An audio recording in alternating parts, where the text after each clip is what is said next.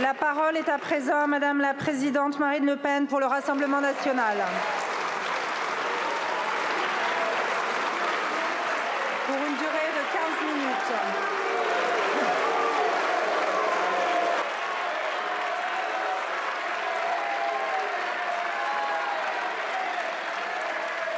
Madame la Présidente, Monsieur le Premier ministre, Mesdames et Messieurs les ministres, chers collègues.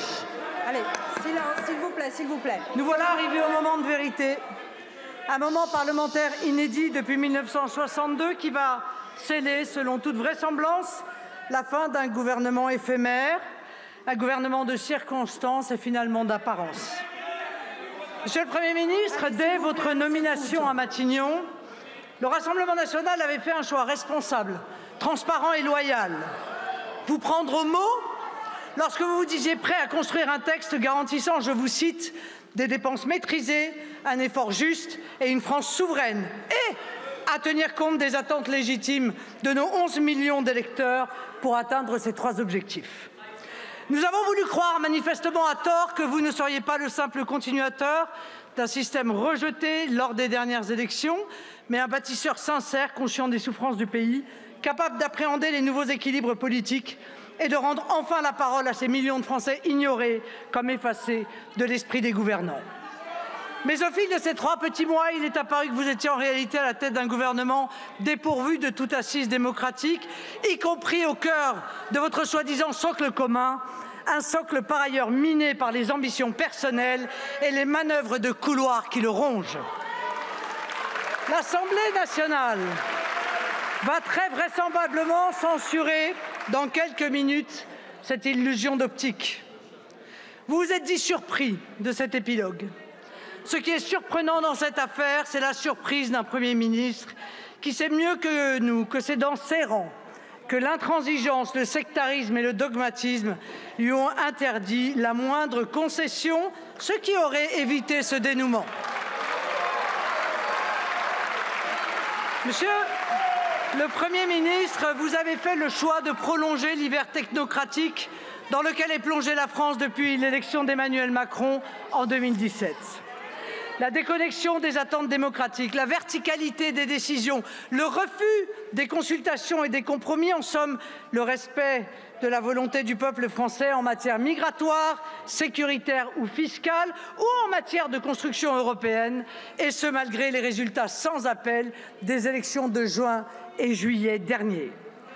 Rien d'étonnant dans ces conditions à ce que ce budget s'inscrive dans la continuité des 50 derniers qui l'ont précédé, des budgets de déficit chronique et de gaspillage qui ont porté notre dette à un niveau jamais atteint, 3 300 milliards, dont la facture est invariablement présentée aux Français, sommés d'éponger ses errements.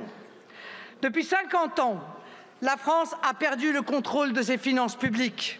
Elle s'est rendue prisonnière de ces budgets qui obèrent désormais son avenir, celui de nos enfants et même de nos petits-enfants. Ils n'ont pas seulement découragé le travail, mais la création de richesses, pas seulement la volonté d'entreprendre, mais la possibilité de le faire.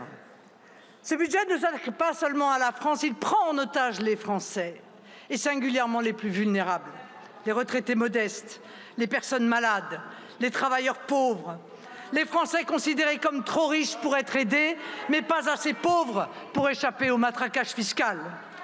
Ces Français qui se posent tous une unique question: où va l'argent? Car comme nous, ils constatent cet extravagant paradoxe. Toujours plus d'impôts et pourtant toujours moins de services publics, toujours moins de protection sociale. Dans ce contexte de crise budgétaire et institutionnelle, nous vous avons proposé un contre-budget traduisant 5 choix politiques clairs. Rendre du pouvoir d'achat aux Français, défendre les entrepreneurs, lutter contre les rentes, la spéculation et la fraude, dégraisser l'État et le recentrer sur ses missions régaliennes, stopper les dépenses contraires à la volonté populaire. Vous avez refusé jusqu'au bout de retenir ne serait-ce qu'une partie raisonnable mais essentielle de ces mesures, pourtant détaillées et chiffrées. Vous n'avez apporté qu'une seule réponse: l'impôt, l'impôt, toujours l'impôt. 40 milliards d'impôts nouveaux, dont 20 milliards pour les entreprises. Mais ce n'est pas le Rassemblement national qui a qualifié votre budget de récessif, ce sont les milieux économiques. Vous avez même refusé de soutenir l'indexation des retraites sur l'inflation, mesure qui, il y a quelques mois, était un marqueur, voire une ligne rouge du soi-disant socle commun. En fait, les seules lignes rouges qui ont été abandonnées depuis 3 mois, ce sont finalement celles de vos députés. Je voudrais rafraîchir ici, d'ailleurs, la mémoire de certains d'entre eux, car ils semblent comme frappés d'amnésie générale. Messieurs Wauquiez et Attal, au hasard, qui pêle-mêle nous affirmaient qu'il y aurait une règle d'or pour revaloriser chaque année les retraites à hauteur de l'inflation ou qu'il n'y aurait aucune augmentation d'impôts pour les Français. Le tout a été admirablement résumé par l'une de vos députées devenue depuis ministre de votre gouvernement. Hausse d'impôts, disait-elle, diminution des retraites, aggravation du déficit public. Ça, pour le coup, on l'a dit très vite au président de la République, c'est le déclenchement de la censure. Mais le budget que nous rejetons aujourd'hui ne fait pas que renier vos promesses. Il ne comporte ni cap ni vision. C'est un budget technocratique qui continue à dévaler la pente en se gardant bien de toucher au totem qu'est l'immigration hors contrôle, en s'abstenant de s'attaquer à la vie chère en métropole comme en outre-mer, en refusant de s'attaquer aux causes plutôt que de parler des conséquences de la vertigineuse glissade sécuritaire et criminelle que connaît le pays. Permettez-moi de m'arrêter un instant sur les Outre-mer, si chers à mon cœur. Manifestement, vous n'avez pas pris la mesure de leur désespoir. Crise sociale due à la vie chère, accès à l'eau potable, insécurité et immigration clandestine. Sur tout cela, vous n'avez rien entrepris. Le budget que nous rejetons aujourd'hui apparaît clairement comme le contraire d'une politique pensée et pesée.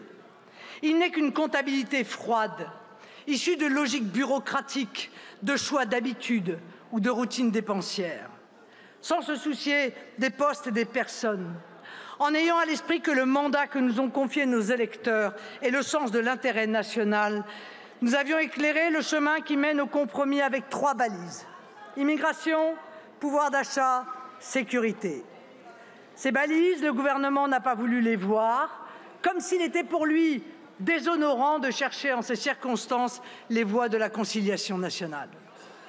Les petits pas qu'il a timidement et très tardivement tentés ne peuvent s'appeler des concessions, ce sont des miettes. Je le déplore, mais c'est ainsi. Alors, à ceux qui me croient animé de l'intention de choisir par un vote de censure la politique du pire, je veux leur dire que la politique du pire serait de ne pas censurer un tel budget, un tel gouvernement, un tel effondrement. La France aura un budget, car comme nous l'avons rappelé, nos institutions nous permettront de voter au plus tôt, avec un nouveau gouvernement, des lois de finances pour 2025. Et d'ici là, une loi spéciale que nous voterons évidemment permettra à l'État de continuer à percevoir l'impôt et d'exécuter les dépenses publiques indispensables à la continuité de la vie nationale. En revanche, nous lui évitons la prolongation des tragiques erreurs économiques et fiscales du passé. Nous permettons par notre défense de l'intérêt national, à rebours de 40 ans de politique économique toxique dont vous êtes le continuateur, d'éviter le chaos. Que l'on soit juste, la dissolution, nous la devons à la rupture profonde et ancienne entre la volonté du peuple et les réalisations de leurs dirigeants. La censure est la conséquence non seulement des manœuvres électorales des élections législatives qui ont privé la France d'une majorité de gouvernement, mais également du chantage de votre propre minorité qui vous a interdit de trouver les voies de passage avec vos oppositions, ce qui est pourtant le fondement de la démocratie. Enfin, La situation de notre pays, nous la devons aussi à un président qui s'est ingénié sans discontinuer à déconstruire tout ce qu'il pouvait. Le Quai d'Orsay, la préfectorale, la police judiciaire, le droit à la retraite, l'assurance chômage, la SNCF, la souveraineté nationale, les fleurons de notre industrie, et cette liste n'est pas exhaustive.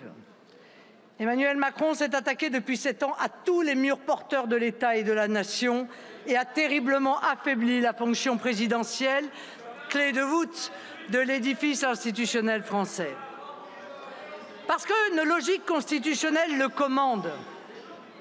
En attendant que le peuple reprenne la parole et la main, c'est au chef de l'État et à lui seul qu'il appartiendrait de sortir le pays de cette pathétique ornière. Je le dis ici, j'ai trop de respect pour la fonction suprême, de déférence à l'égard de nos institutions, de révérence vis-à-vis du suffrage universel pour participer à une quelconque entreprise, même parlementaire, de demande de destitution. Je laisse cela aux Che Guevaristes de carnaval qui, sans nul doute, se reconnaîtront.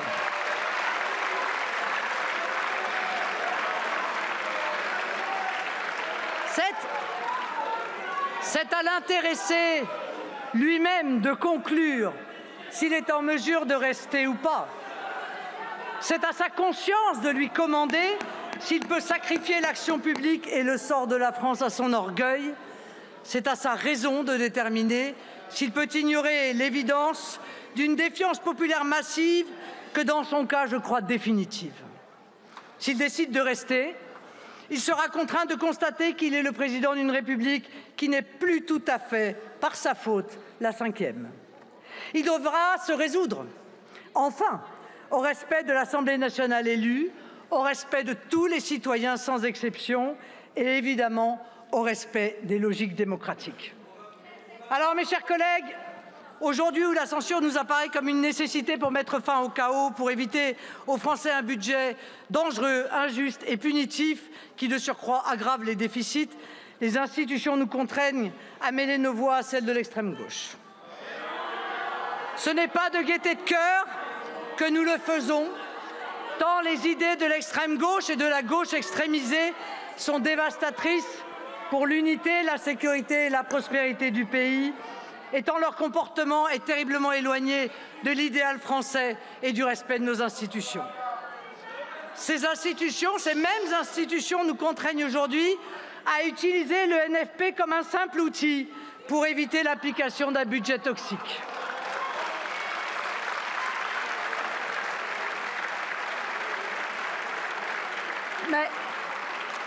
Mais contrairement à ce que vous avez fait en juin dernier, nous ne les envisagerons jamais comme des alliés. Car les Français n'oublieront pas que si tant de députés insoumis siègent sur ces bancs, c'est grâce au désistement des candidats macronistes et LR. Si tant de députés macronistes et LR siègent sur ces bancs, c'est grâce au désistement de candidats insoumis, n'est-ce pas, Monsieur Wauquiez? Quoi qu'il advienne, le Rassemblement national se tiendra prêt pour ouvrir au pays la voie du redressement qui l'attend. C'est la vocation même de la France, d'ailleurs, de renouer avec le sursaut et la grandeur. Je veux dire à ceux qui souffrent et qui désespèrent que le temps n'est plus très loin, avant que ne se profile la grande alternance, cette grande alternance que nous appelons de nos vœux et qui sera synonyme pour tous les Français de délivrance. Ce jour viendra bientôt, peut-être très vite. Ce sera là le véritable choc d'espérance qu'attend la France. Je vous remercie. Merci beaucoup.